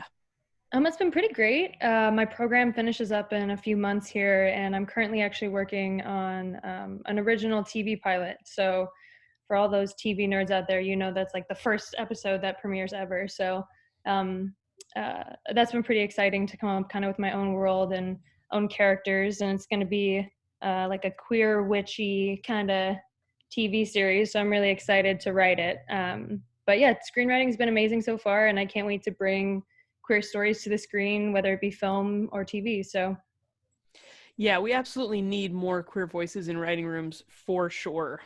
Definitely. How has the quarantine situation affected your classwork? Yeah, so we've actually gone remote. So it actually looks a lot like this screen that we're all on right now on Zoom. This is what classes are like for me now. But yeah, it's been pretty interesting. I'm back in California actually because I was in New York at the New York Film Academy is where I'm doing my program. But now we've gone remote, and because of the quarantine, I've decided to come back home to my parents' house where there's free food. So I was like, you know what? I think that's probably the move. Free food is a very important thing for sure, especially on a student budget. Exactly. Also, probably a good thing that you're out in New York, unfortunately. Yes, I completely agree. Yeah. Sending healthy brainwaves and good vibes to our fellow Earpers who are in the New York area. That is scary. Definitely. Yeah. It's pretty crazy out there. Well, it looks like you are going to be reading A Forged in Fire, which I kind of touched toward a moment ago. So I'm going to get out of your way and let you have the floor here. All right. Sounds good. Yeah. So I'm going to be reading an excerpt from Forged in Fire. It's a completed one, and I didn't have time to write something new for you guys. So I just thought I'd read something from chapter 1 here. And it kind of comes at the very end of chapter 1. And Waverly's going to start us out here. So... Did you see the no trespassing sign on the gate, or were your windows just too tinted? Waverly said, eyes fixed on the fire. Excuse me? Nicole asked. This is private property. I'm sure you know what that means, Waverly replied. Oh, I do, but this is kind of important, so if I could just, Nicole tried to say, only to be interrupted by Waverly. Look, if you've got the nerve to come onto my land and interrupt me while I'm working, the least you can do is pass me the punty from the table, Waverly said, her voice hard. Silence met her request as Waverly transferred the glass onto the marver next to the furnace, the heated material cooling as it hit the stainless steel. She bent her head and gently blew air into the pipe, causing the glass to bubble out. Moving it back to the furnace, she draped a few more layers of liquefied glass over the bubble. Finally, Waverly heard metallic clanging, telling her that the woman had picked up one of her tools. Moments later, she heard the woman return. Here. The single word was uttered with such soft wonder that it gave Waverly pause. Half turning to look over her shoulder, Waverly was momentarily floored by the sight of the woman up close. From this distance, despite the obstacle of her bulky goggles, Waverly could see the dusting of freckles across the redhead's nose, the small beauty mark under her left eye. Her mouth was turned up in a small, almost awestruck smile, a dimple popping up in one corner. Swallowing thickly, Waverly's eyes dropped to the tool that the redhead held out in her outstretched hand. With a snort, she turned back to the furnace. That's a jack, genius. Try the rod-shaped tool on the other side of the table, the one with the spike on the end of it. With that, Waverly turned the blowpipe a few times, making sure her glass hadn't overheated during her momentary distraction. Seeing nothing but perfection within its fiery depths, her mouth quirked up in a grin, and she removed the glass from the furnace. She transferred it over to the marver once more, settling down onto the stool in front of it. Nicole watched Waverly work for a moment before returning to the table with the tools. Spying the one Waverly had described tucked near the edge, she grabbed it and spun around, holding it proudly in front of her. How'd I do this time? Nicole asked, the tone of her voice almost playful. But Nicole was woefully unprepared for Waverly to pivot on the stool, pushing the goggles high up on her forehead. Nicole felt all the breath leave her lungs, felt her eyes widen marginally at the sight of the literal goddess seated before her. Waverly Earp was stunning.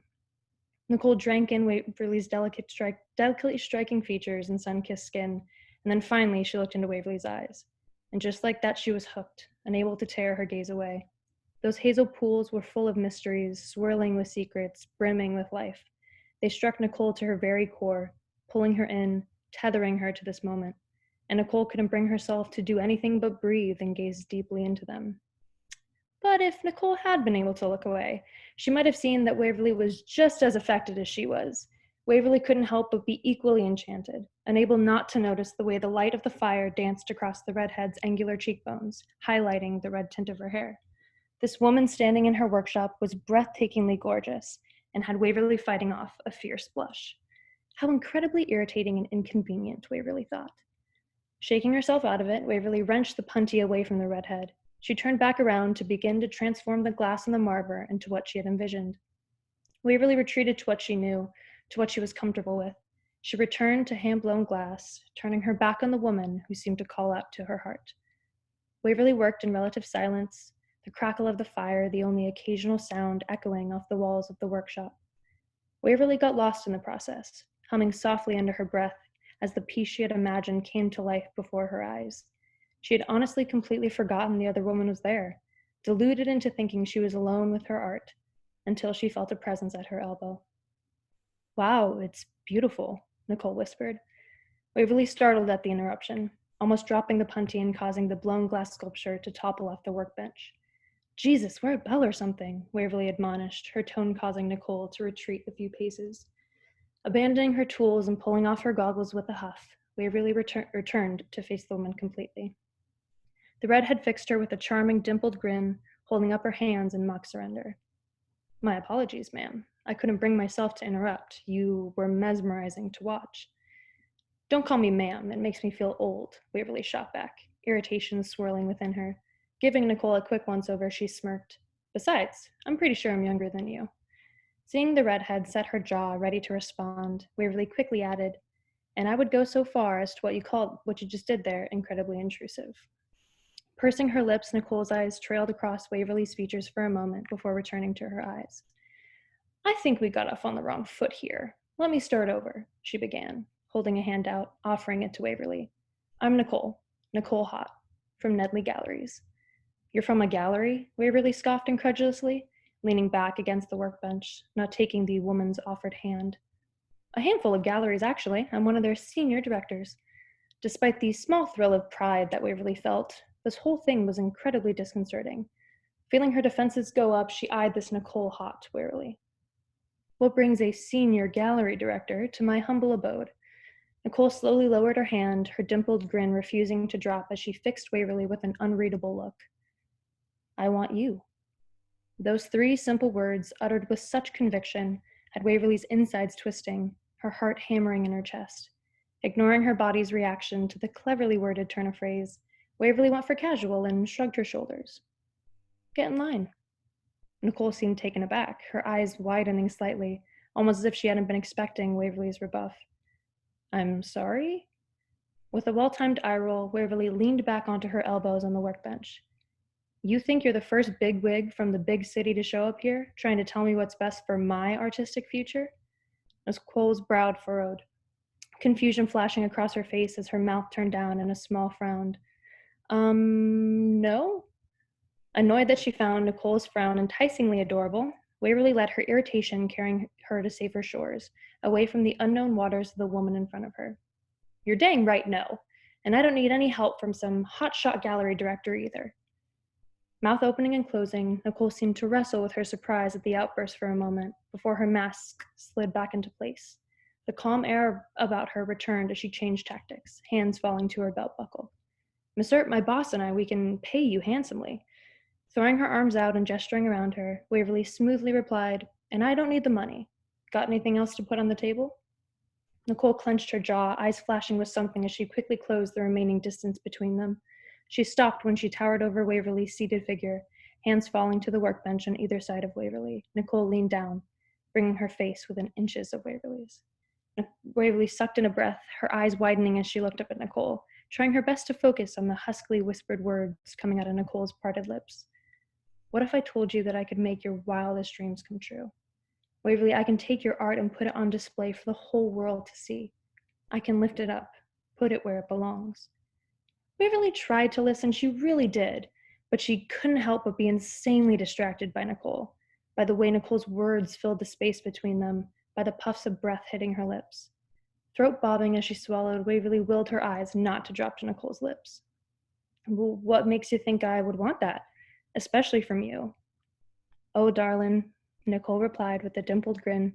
Everybody wants that, especially from a woman like me. Waverly bristled at the borderline arrogance exuding from the woman towering above her, narrowing her eyes at the insinuation lacing Nicole's words. Well, I'm not everybody. You can't just win me over with a handful of compliments and some sultry bedroom eyes. Nicole laughed as she leaned back, hands falling away from the workbench. Rising to her full height, Nicole crossed her arms over her chest and shook her head side to side, vaguely condescending. Waverly Earp, I heard you were a feisty one. I just didn't believe it. Clearly I should have. Waverly rose from the stool, her hands falling to her hips. She got toe-to-toe with Nicole, head tilted up in a challenging manner. Clearly. Now, if this was all you came here for, then I think it's time for you to leave. Nicole's eyes flashed with amusement at the dismissal. Oh, I'm just getting started. You might be known for your sweet but spitfire nature, but I'm known for my stubbornness. With a huff, Waverly shook her head. Sorry, Hot, but you're wasting your time. I'm perfectly happy with where I am. Uncrossing her arms, Nicole's expression momentarily softened as she slowly lifted a hand towards Waverly's face. With a delicate swipe of her thumb, she wiped a bit of dirt off Waverly's cheek, some that had been left behind by the goggles. Waverly felt her breath catch in her throat at the intimacy lacing the gesture, at the emotion swirling in the eyes of the woman standing in front of her, at the soft seduction dripping from her next few words. That's because you don't know any different. Let me show you. Let me show you a world where your art will be revered, where you will be treasured. Nicole whispered, dropping her hand to her side, eyes never leaving Waverly's. Letting out a shaky breath, Waverly slightly shook her head, dropping her eyes to the floor. She was too overwhelmed, too distracted, to really consider what Nicole was offering. She needed time to mull over her options. She needed to think clearly, which she definitely wouldn't be able to do when she stood mere inches from a woman like this. Come back on Monday. I'll have an answer for you by then, Waverly managed, slightly embarrassed by the stutter of her words. Victory flashed across Nicole's face, causing her dimpled grin to deepen. Perfect. I'll be back at 9 o'clock sharp. With that, Nicole flashed her one more smile before spinning on her heel and swaggering confidently away. As Waverly watched the retreating form of Nicole exit her workshop, she tried to make sense of the emotions swirling within her. Uncertainty, fear, excitement, pride, nervousness, and desire. That last one, it had Waverly worried. This immediate and intense attraction to Nicole Hott, it could only serve to seriously complicate things. And Waverly didn't do complicated. Or so she thought. And that is the end of the first chapter. All right. So, folks who are interested in finding out what happens next should definitely check out that work on AO3 so that they can find out what happens next. And I think it's safe to say things get pretty hot. Yeah, I think they put the fire and forged in fire, I gotta say. Absolutely. All right. Well, thank you so much. I know you've got another thing you got to get to, but thank you for taking time out of your evening to read for us today. I do. Yeah, thank you so much for having me. It was awesome. Thank you. You bet.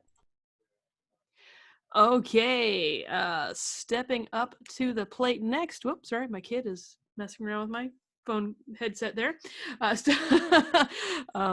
Live. It's live, everybody.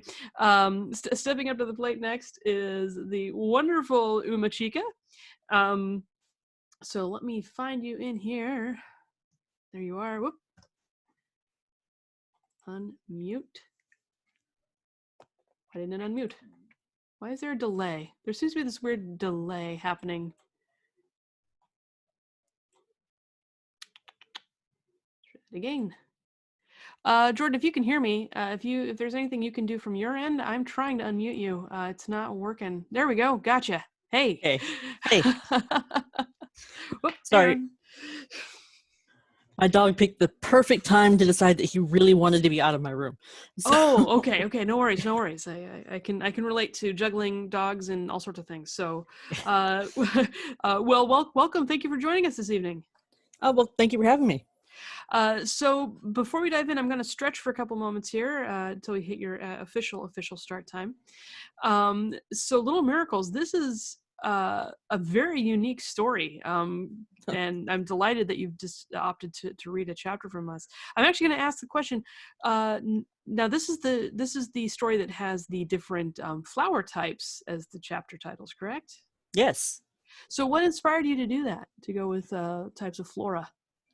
Honestly, the first chapter just sprung in my head as being called Morning Glory, and it started off as kind of a bit of a joke because of what happens in the first chapter. And then after that, I decided to roll with it and started really looking into botany and flower meanings and the language of flowers and stuff, which I've been fascinated by but never really looked too deeply into. And so there we are then.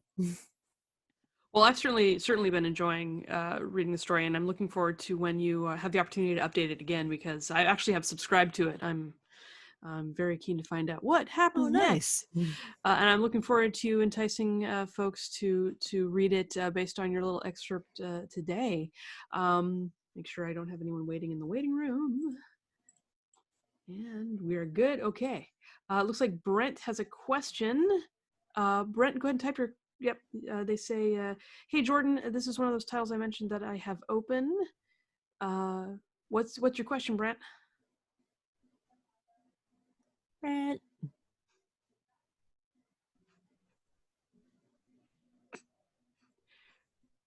Were you having a conversation with Brent earlier about open titles? I don't think so. Okay. Okay. I'm looking to see if he's typing or not. It was just. Oh, okay. Oh, okay. Sorry. Okay. Right, cool. Gotcha. Cool. Okay. I just want to make sure that everyone, if you had a question, you had the opportunity to get that question answered. Okay. Well, okay, Jordan. Well, based on that, I'm going to go ahead and turn the room to you. Alrighty. So I'm actually reading an excerpt of a new chapter today that I've been working on. It's not the whole thing because my chapters have been getting longer, but this is going to be from chapter 8, Rhododendron. And here we go. The sun wasn't quite up yet, but Waverly was, thanks to aching shoulders and an upset mind. Instead of lying awake in the dark, she had turned on the lights and padded quietly downstairs to make herself a cup of warm, calming vanilla twilight tea with honey. She did her best to be stealthy in the process, even though her sister slept pretty soundly through most things. You can never be too cautious. Winona was most certainly not a morning person, and risking her snarky wrath was a poor way to start the day. When she was done, Waverly retreated back up the stairs to curl up by the window, a warm cup clutched in her hands as she waited for dawn to drift over the horizon. Nicole was out working an overnight and returning to her own home after, so she wasn't there to chase away the aches or kiss away the lingering memories of Waverly's nightmare. The images of it drifted back to her. Darkness and ice. A freezing, empty, bone-chilling thing so deep and so painful it crosses the boundaries of cold and loops back into something like a burn. It was in her skin, trying to seep into her veins, malicious and dark. There was plant life all around her, withering, shriveling, and blackening, turning to rot and sludge before her eyes. She hears screams, and she can tell they're not all human. Shapes move and lurk in the shadows. She moves to track them and becomes aware of a living presence at her feet. Looking down, expecting to see a person or a creature, she sees instead a rosebud in the snow, just beginning to blossom. The petals are peeking out white against the gray darkness of the landscape, defiant against all surrounding decay. She kneels down to cradle it in her hands, feeling the overwhelming urge to keep it protected from the icy chill. It blooms before her, its petals now a pale yellow that's tinged at the edges with red. It feels warm in her hands, like gentle sunlight on skin, and she smiles softly as that warmth reaches right to her heart. She breathes in its scent, and it registers sweet, warm, and sugary somehow. So familiar. A hissing sound pulls her attention away. It's close. She peers amid the foliage and sees movement again. Creatures in the dark, coming nearer now, still shapeless and ill-defined. She feels pain in her hands and looks back down at the rose. Long thorns have erupted from the stem, hooked like wicked claws. The red tinge has spread, has taken over, coloring the petals crimson and dark like blood. It grows cold against her palms and begins to wither. There's a low sound just over her shoulder against her ear. Dread fills the pit of her gut. A shiver rippled over Waverly's flesh and jerked her back into the here and now. She almost dropped her mug of tea and had to scramble with it to keep it from spilling. A glance at the window and at the pastel sky beyond it showed that some time had definitely passed that she had been lost in thought. Sunlight was just barely breaking over the horizon now, and Waverly watched it as she considered the overwhelmingly real way her dream had felt, how it lingered like lead weights in her chest and gut. She winced as the sun hit an angle that sent a flash of light right to her retina. Stupid snow glare. The winter landscape around the homestead, and indeed the whole Ghost River Triangle, was beautiful, poetic even, as some of the old letters Waverly had come across in her years of historical research proved. Funny how the lovely prose always failed to mention the downsides of all the rural wintry goodness. The cold, the snow blindness, the tiptoe stepping on door landings, and the way the snow always seemed to find a way past all the jackets and scarves to touch against skin, just a little. Waverly took a moment to clock her grumbly thoughts as she sipped her tea again. The dream was gone, the sunrise was lovely, and she and Nicole were back on the same page again. They still had awkward moments here and there, but the tension from before had almost completely ebbed away over the past few days. Things were good. Things are getting weird, Nicole thought as she clomped into her home at the end of her shift. Before she even had the door fully closed, she removed the clip-on tie at her neck and started working on the shirt beneath it. Normally, she didn't mind hanging out in her uniform for a bit, but this night had been a rough one for her, starting with the fact that her uniform felt weirdly stifling and warm all night. She'd been sweating in the patrol car, in fact. On top of that, she kept getting weird calls. That wasn't altogether out of the ordinary. This was purgatory, after all. But normally it was 1, maybe 2 calls a night that dealt with something got into my bear-proof trash bin, or I live alone and someone is laughing outside my window. Tonight it was almost back-to-back. Strange sightings, dogs going nuts, noise disturbances, even a few reports of suspicious figures lurking about, though when Nicole arrived, she found no footprints or traces of any kind. There was even one caller that swore up and down there was a Mothman hovering over Shorty's. Something was definitely stirring out there, but not the usual things she expected. After a few years with the Earp crew and under Nedley's tutelage, she'd begun to develop a knack for spotting demon-y types around among the populace. In fact, once she knew what to look for, she noticed it really weren't all that subtle. Whatever this was, it was lurking about, waiting maybe, setting a trap perhaps? Whatever it was, it had her on edge the whole night. She would have to let Winona and co. know ASAP, but right now she just wanted to cool off and calm down a little. She kicked her boots off, said hi to Calamity Jane as she passed her, and went up the stairs. There had been one call in particular that stuck in her mind that night. A missing child report. 4-year-old, male, normally fussy but overall well-behaved. His parents said he had been asleep in his upstairs bedroom when they went to sleep. Stranger still, they said the front door had been locked when they checked it. Fortunately, he was found fairly quickly, curled up and asleep in the family storage shed. When Nicole hefted the boy out of his makeshift bed of mulch bags, he had been cold to the touch and a bit dirty. He had gripped her shirt at the shoulder in reflex as she carried him in, and hadn't wanted to let go when she tried to set him down in the house. After gently coaxing him into wakefulness, both to check on his responsiveness and pry his little hand free, she asked him a few questions and gave him a quick search for injuries before deciding he was healthy enough to not need immediate medical attention. Once the exam was over, he was taken back up to bed. His mom praised her as she was leaving. He doesn't normally like strangers much. You have a good way with kids, Sheriff. Nicole advised them to maybe have him checked on later if the incident happened again, then went on her way. Now, as she was getting ready for her post-work shower, the case played over in her head again. Nicole stripped off her shirt in the bathroom and looked at the spot of smudged dirt that indicated where the boy had gripped the fabric. Her thumb rubbed over the area lightly. The kid had been so small, so in need of comfort and protection. He'd been all chubby-cheeked and bleary-eyed when Nicole spoke to him, rubbing the side of a tiny fist against his nose as he answered questions. If she were being honest with herself, which she generally tried to be, she had to admit the sight tugged hard at her heartstrings. It made her mind wander back to her conversation with Waverly a few days ago. I do want a family, Waves. One day. She bit the side of her lip. It was true. She definitely wanted to see a future with Waverly and herself raising a kid. Or two. One thing at a time, hot. Her heart glowed at the idea of Waverly singing lullabies and the three of them out on a picnic somewhere. Of teaching the kid to read and walk and ride a bike. Maybe their kid would grow to like the outdoors like she did. Or maybe they would be as brilliant as Waverly. The problem was, when? Nicole loved her job. With hard work and any decent shred of luck, she hoped to be working law enforcement for the rest of her life, or at least until she hit Nedley's age and sought retirement. But that was just the thing, wasn't it? Quiet as police work was in a small town, it was still risky. That was one of the reasons she hesitated to start a family with Waverly, true, but it was also a reason to not wait around. Whether they adopted or not, she fully intended to be there for every aspect of their child's life. If she was going to do this, raise a family and be sheriff, she knew she would have had better odds if she were on top of her game. In fact, she reflected as she undid her belt and slid off her slacks, if they were going to do this, now wouldn't be a bad time. They were getting along fine. The new money coming in from the raise she'd received wasn't earmarked for anything just yet. She had new recruits, but they were fitting in and would be working like a well-oiled machine in a few months if everything went well. As for the supernatural stuff, except for this new skulking visitor and Waverly's lingering effects from the garden, things were slow. If they were going to do this, now could be their best chance. That left how they were going to go about things.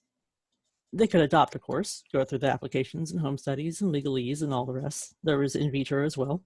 But more importantly, there was the very unique opportunity Waverly's powers had presented them with.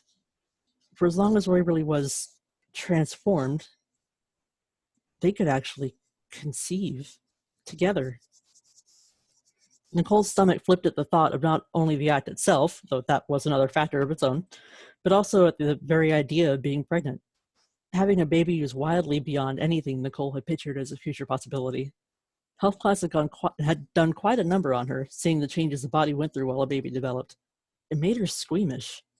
Muscles and organs displacing and hip bones moving and flesh sometimes tearing during the birthing process. She considered herself pretty tough, but the idea of all that made her feel a little green about the gills. She had full respect for women that did it, of course, but it wasn't exactly something on her bucket list. That's why she had run in the first place.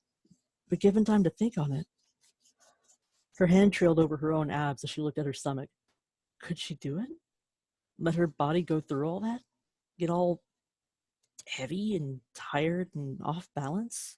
Do the morning sickness thing? Be laid up towards the end with nothing to do but wait? Let her body be host to something? Not something, she reminded herself. Our baby. It would be our baby.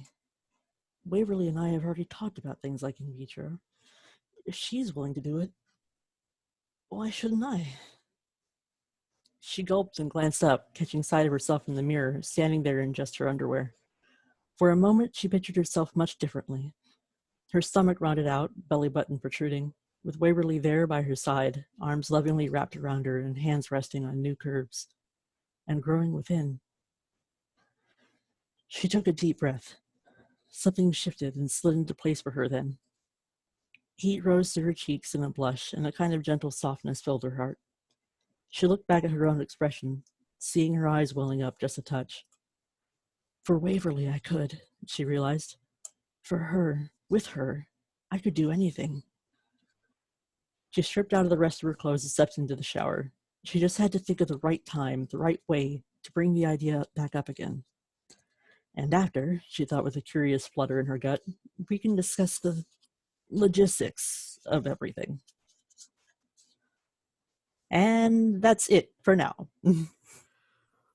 Oh gosh, it's like, sorry, my headset is weird. Okay, sorry. It's like you just lasered into, like, I love family fic. I love family fic so much. It's like my favorite type of fic, and this is such a unique hot take. Get it? Hot take. On this on this kind of thank you for the badum tish, Ryan. Yeah, this is it's so unique. We normally, if we have this type of scenario, which this particular scenario, the way it comes about, is completely unique to your story. I have not seen it in any other story in the way hot fandom. but usually if there's going to be one of the characters with that transformation, it's not Waverly, right? So it's really Right. really unique to see it coming from this angle. No pun intended. So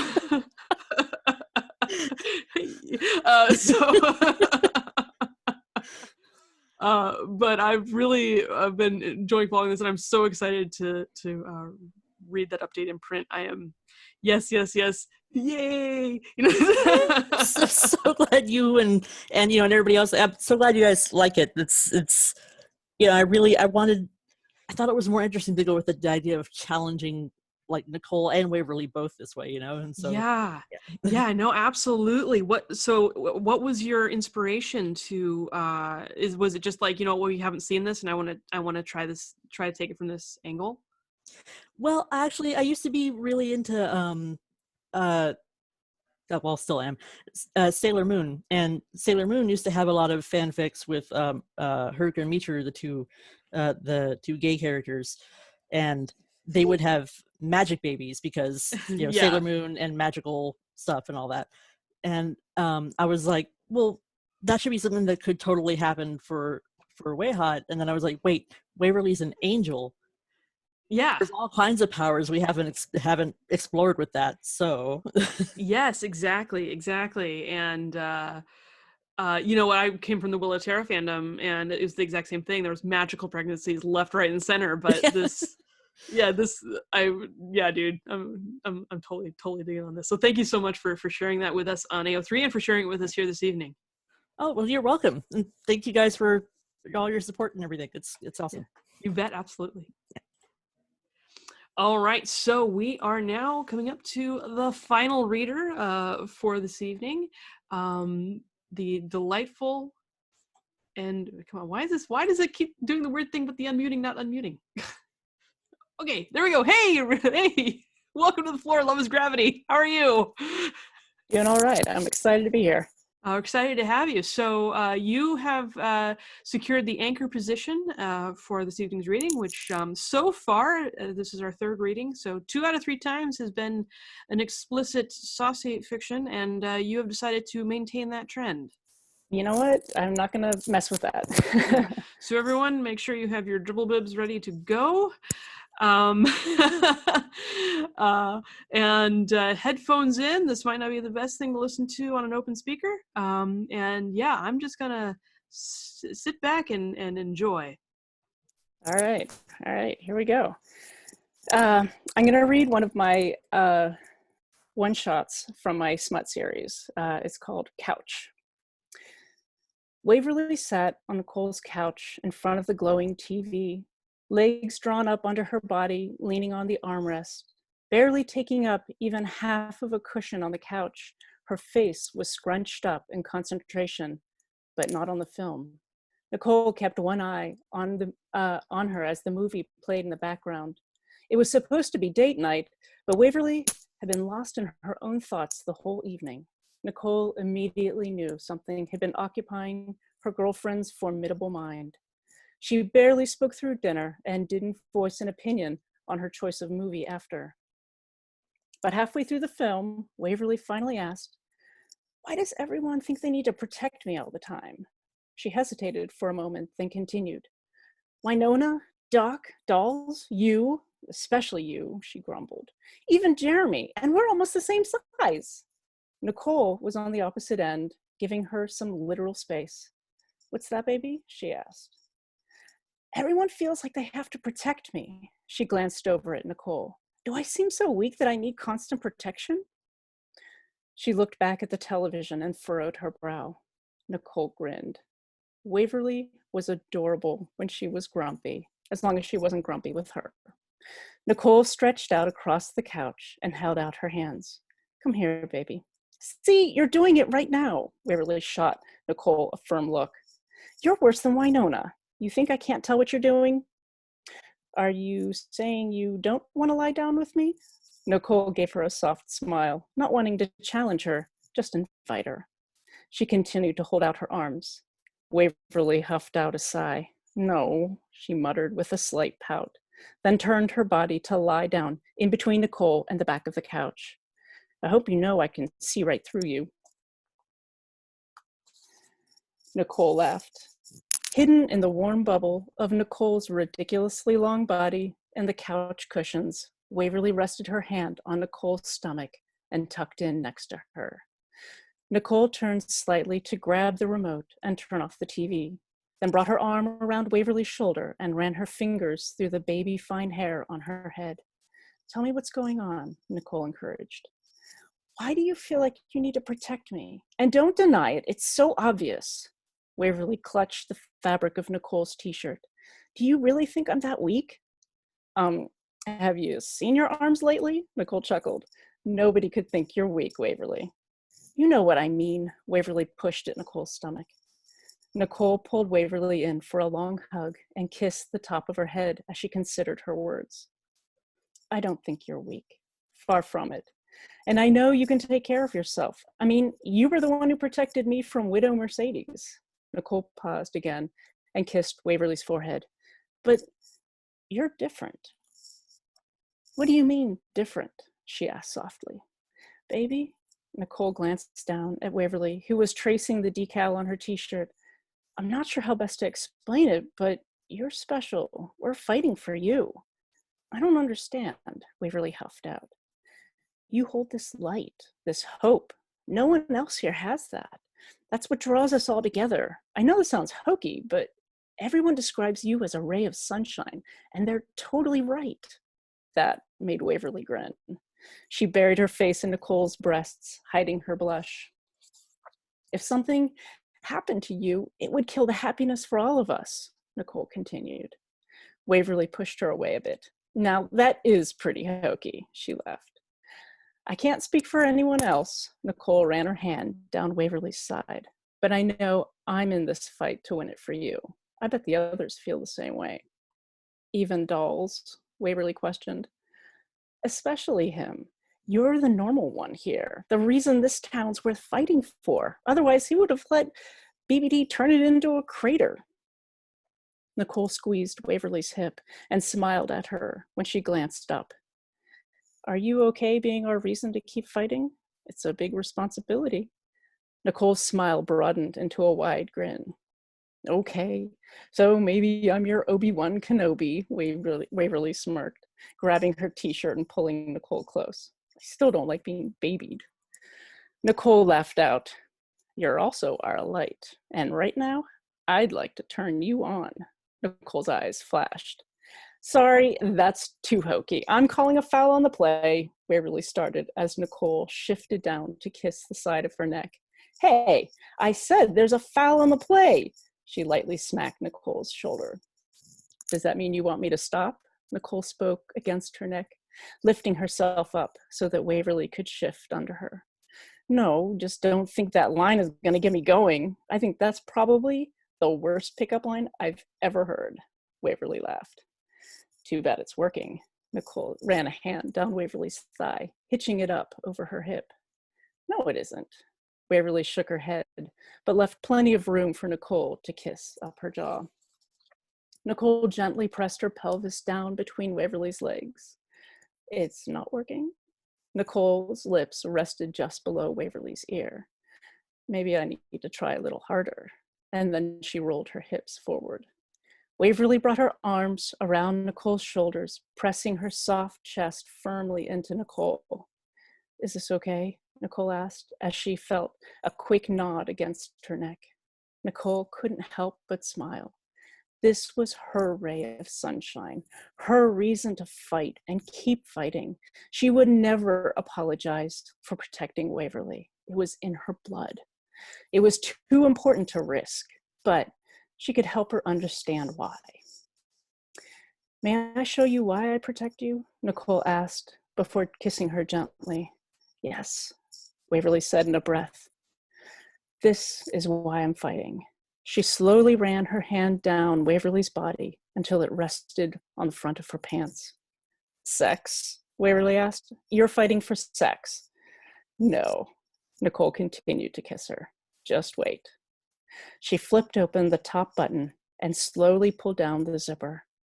Waverly's breath caught in her throat as she felt Nicole's long, slender fingers slip under her panties. The space was tight, but there was enough access once Waverly slid up to give Nicole a bit more room. Nicole's eyes fell closed when she realized how wet Waverly was. She let her fingers explore her folds, the slick moisture covering her. When she heard Waverly's soft moan, Nicole's mind reeled. Touching Waverly was almost too much. It was like touching the sun, causing the most exquisite ache. God, Waverly, Nicole purred. Oh, she groaned and pushed herself into Nicole's hand. The sound of Waverly's voice only increased the mountain growing in Nicole's chest. She didn't understand how she could be worthy of this. Nicole found Waverly's clitoris, slick and swollen, and began gently circling with her finger. Waverly's breathing became heavy with the steady rhythm. Her grip on Nicole's shoulder grew tighter and tighter. Baby, Nicole said, pressing her forehead to Waverly's, you are my light, and I am like a moth to your flame. Her finger kept circling. Waverly let out a low whimper, and Nicole felt her brows tense together. Nicole kept her pace slow and steady, pushing back the clit hood with every pass so that she could feel the entire bud of her clitoris. You are my home. Her forehead rested on Waverly's. My everything. Her arm started to burn with the effort, but Nicole didn't alter her pace. Waverly's hand jumped from her shoulder to clutch at Nicole's slowly pumping arm. Baby, Waverly's voice dripped with weight. I've got you.